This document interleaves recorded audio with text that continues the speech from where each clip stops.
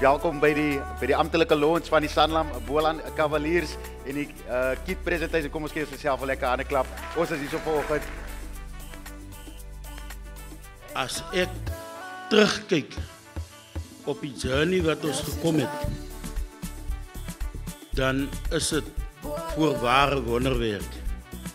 Want Boland het pens en poetjies op sy rug daar gelê. Niemand het belang gestel nie.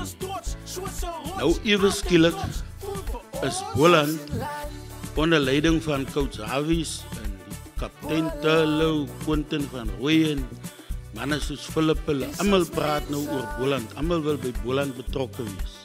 Ek vra weer vanoggend as daar nog iets is wat ek moet doen as president, moet julle vir my voor Saterdag 'n minuut voor opdragtyd sê.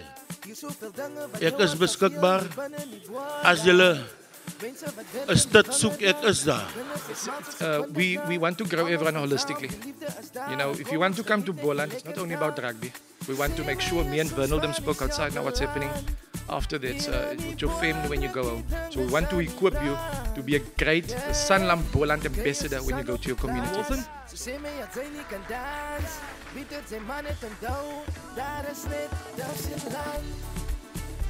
What is our mission this year?